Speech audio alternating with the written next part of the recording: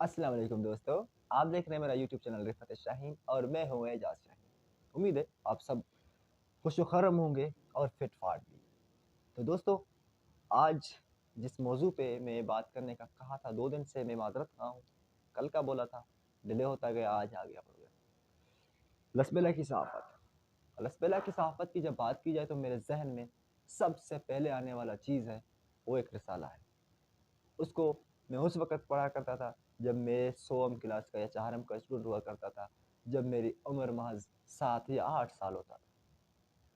लसबेला से मोहब्बत या फिर सहाफ़त से मोहब्बत, वो 2 चीज़ें मुझे एक ही रिसाले ने अता की है। वो रिसाले का नाम है सफ़ीर। अब्दुर्रज़्ज़ाक मुंदरा के एडिटिंग में एक शानदार रिसाला जिसमें भरमार columns, international politics, current affairs, politics, लोक दास्तानें या फिर बाबा मस्तान के मज़ाहिया जवाबात, आखिर में पोइट्री वगैरह, एक अजीम सा रिसाला और मज़ेदार सा रिसाला था। लेकिन उसकी कीमत महज 30 रुपये थी। 30 रुपये में 3 महीना, यानी कि महीने में एक ही रिसाला आता था। 30 दिन 30 रुपये, पर डे 1 रुपया। लेकिन 1 रुपया लेने वाले सहाफ़ी भी इतने सच्चे होते थे कि क्या जवाब। मुझे आज भी याद है कि लसबेला में उस रिसाले में बहुत अजीम राइटर्स मौजूद थे। अगर मैं नाम लेने की बात करूँ तो एक तवील फ़हरिस्त नाम में आ जाता, जिनमें ए.डब्ल्यू. लासी, अब्दुर्रज़्ज़ाक मुंदरा, शाहीन लासी जो बाद में हम में नहीं रहे, इकबाल कमर रोंजा जो अंकल मुंशी के नाम से था, एक राज़दां, यूसुफ राही बेला, अनवर साइम और भी न जाने कितने नाम थे। और उनमें अल्फाज़ों की जो उड़ान, जो वसअत होती थी और जो हक़ाइक़ को, जिस हकीकत को जिस तरह से वो पेश करते थे, शायद वही कोई करे। आज इस सोशल मीडिया के दौर में बिल्कुल भी नहीं कर सकता कोई। मुझे आज भी याद है कि जब असलम मुतानी साहब स्पीकर या डिप्टी स्पीकर बलूचिस्तान असेंबली थे, उसने 20 करोड़ रुपए का एक लागत हबचो की सिटी के लिए रखा था, महज़ हबचो के लिए। उसमें कुछ ठेकेदार और कुछ वहाँ के मकामी लोग मिलकर करप्शन और घपला लगाया था। मैं कहता हूँ कि घपला लगाया था। लेकिन अब्दुर्रज़्ज़ाक मुंदरा साहब ने लिखा था, कोई लिखे ना लिखे सफ़ीर तो लिखेगा, और उसने वो 20 करोड़ रुपए की छोटे से रकम में भी बड़ी करप्शन को बेनकाब किया था। और बहुत बड़े दीदा दलेरी के साथ कि किस-किसने करप्शन की, कहाँ-कहाँ से करप्शन हुई, कौन से रास्ते थे जहाँ से पैसे जा रहे थे।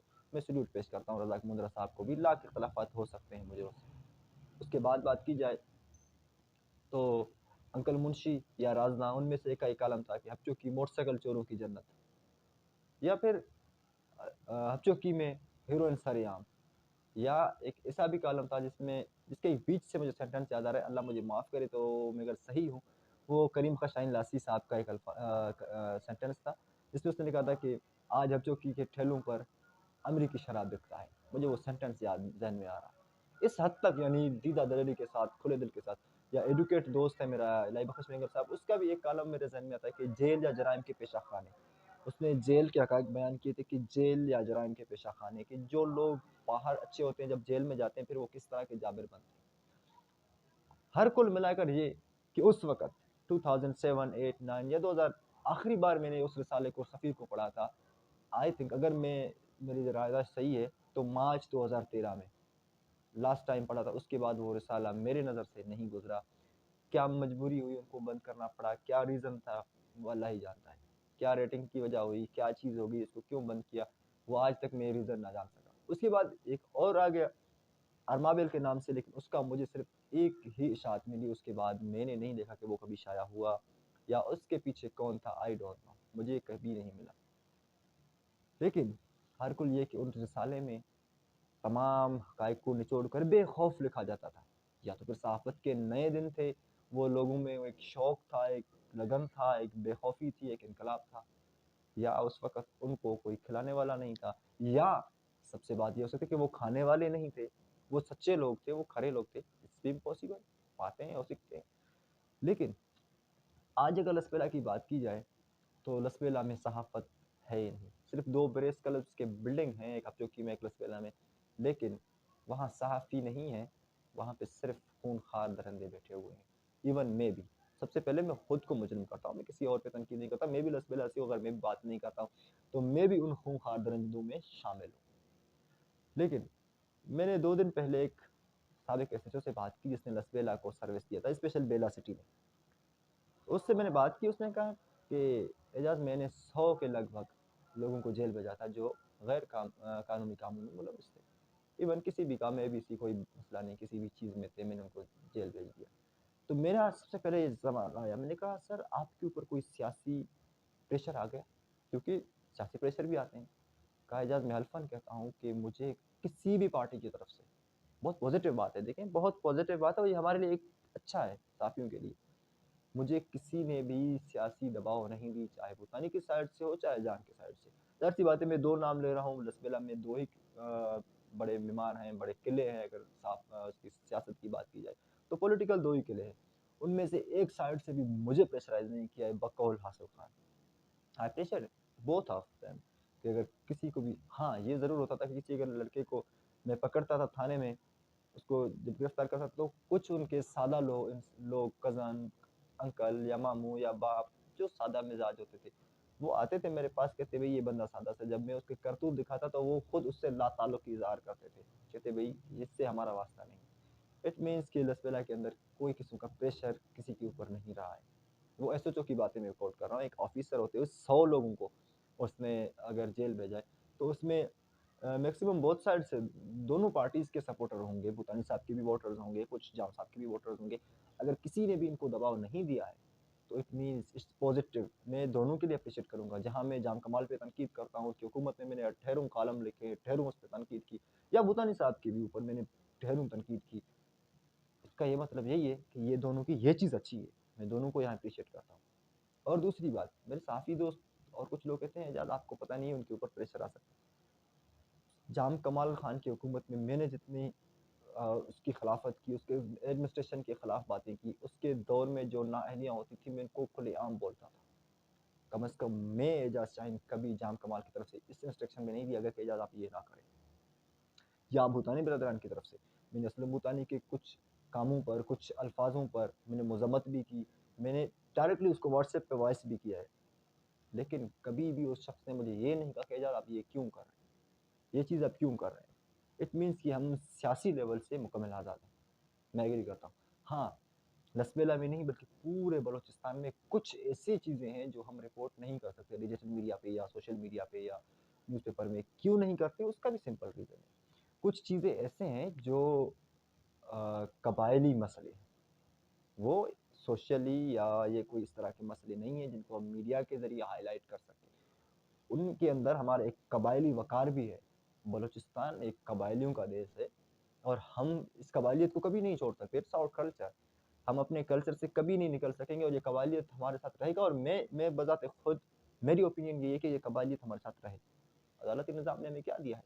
मैं अकबर मुफ्ती साहब का एक जुमला कोट करूँगा, उसने इसका एक वीडियो मेरी नज़र से गुजरा था, उसने कहा कि हमने 40 साल की दुश्मनी को 4 घंटों में हल किया था। पाकिस्तान की अदालतों को मैं खुल्लम खुला चैलेंज करता हूँ, करें ना। 40 साल तो क्या, वो 4 घंटे के मसले को 40 साल में कन्वर्ट कर सकते हैं।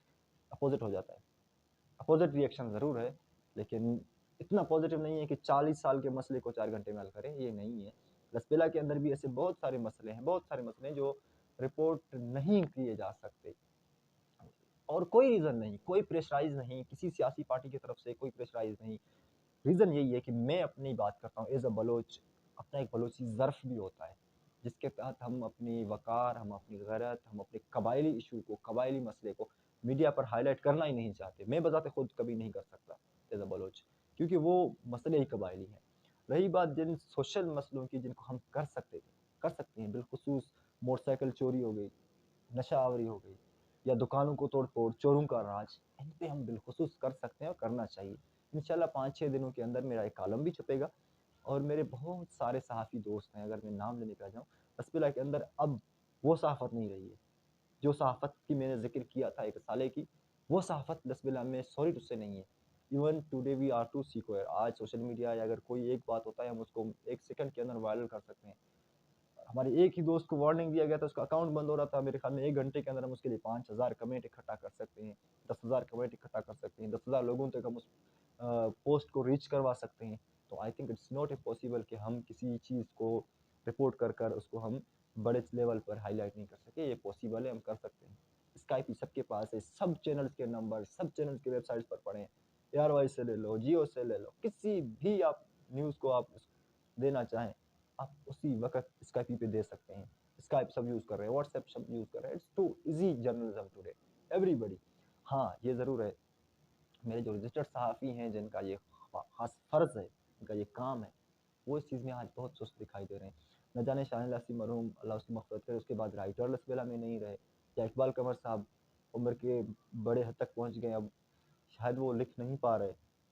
क्या उसके बाद राइटर्स नहीं होंगे लसबेला में? या क्या रज़ाक मुंतज़र साहब की भी सहाफ़त खामोश हो गई तो हम नहीं लिखेंगे? मुश्ताक अब्बू साहब डिजिटल मीडिया के एक अच्छे रिपोर्टर थे, मैं नहीं कह सकता, उसको मुझे कोई तनकीद नहीं, अल्लाह उसकी मग़फ़िरत करे।